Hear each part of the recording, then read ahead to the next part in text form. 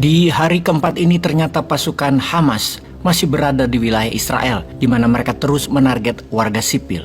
Sebuah perang yang belum pernah Israel dapatkan dalam 50 tahun terakhir ini, di mana yang terakhir, yang terbesar adalah perang di tahun 1973 atau disebut dengan Yom Kippur War, di mana gabungan negara Arab dipimpin Mesir dan Suriah mengadakan serangan mendadak atau surprise attack di tanggal 6 Oktober 1973 yang juga merupakan bulan Ramadan, yang merupakan hari Yom Kippur, hari suci umat Yahudi, yang mana 50 tahun kemudian diulang lagi kali ini oleh Hamas, milisi Gaza, di tanggal 7 Oktober, di hari Sabat.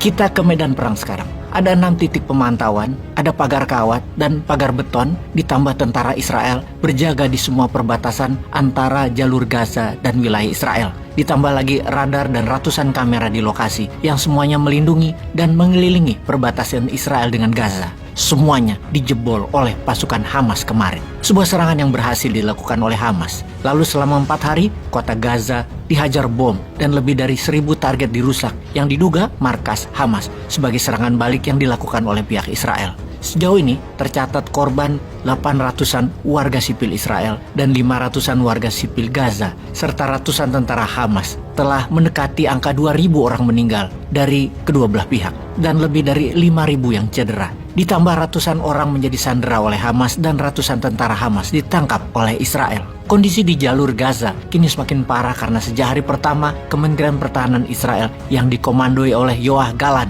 memerintahkan pengepungan total Gaza dan mencekik penduduk Gaza. Pengepungan total dilakukan dengan mengerahkan 10.000 tentara darat, kemudian memutus listrik, memutus air, memutus bahan bakar, memutus jalur distribusi barang dan pangan, di mana jalur Gaza selama ini penduduknya dikendalikan Israel untuk kebutuhan sehari-harinya seperti listrik, BBM, pangan, dan air. Sekarang 100% ditutup agar tercekik warga di jalur Gaza.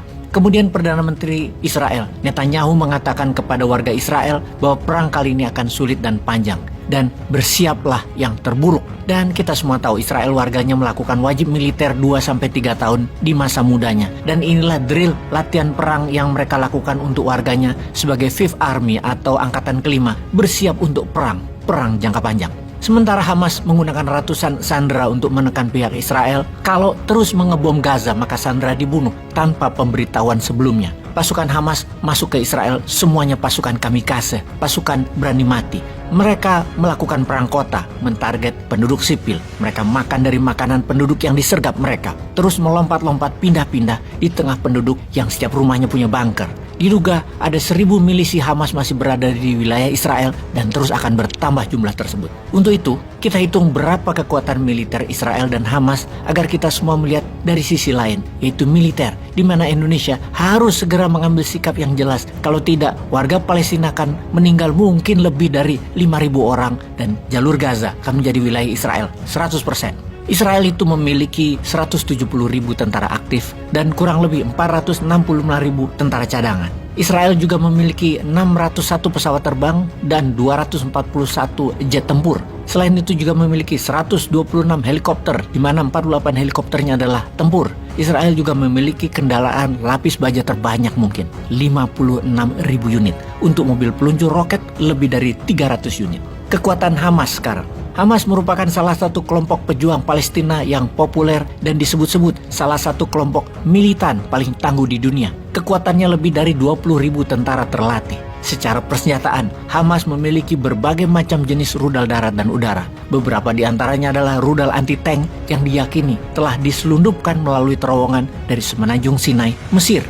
Hamas memiliki persediaan sistem rudal jarak pendek yang sangat banyak seperti Qassam dengan jangkauan 10 km dan Quds 101 dengan jangkauan lebih dari 16 km.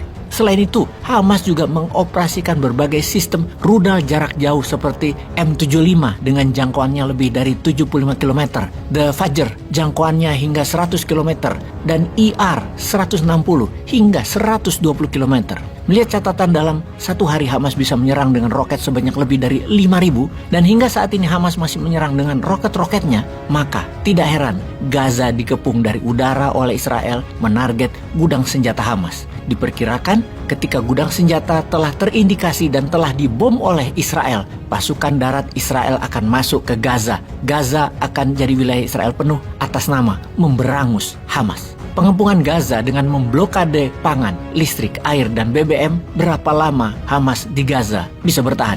Berapa lama penduduk Gaza bisa bertahan? Menurut perhitungan Kementerian Pertahanan Israel, kurang lebih seminggu lagi. Tidak ada akses dari selatan Gaza yaitu Mesir, tidak ada dari Laut Mediterranean. Posisi masuk dari Mesir ada di wilayah Kerem Shalom yang mengirim makanan. Sekarang sudah diblokir Israel.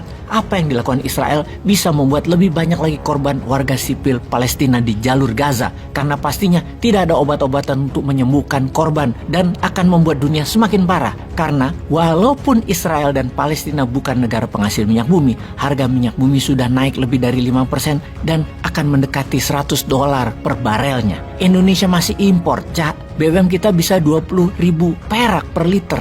Lah biar iki bernegaranya. Peace.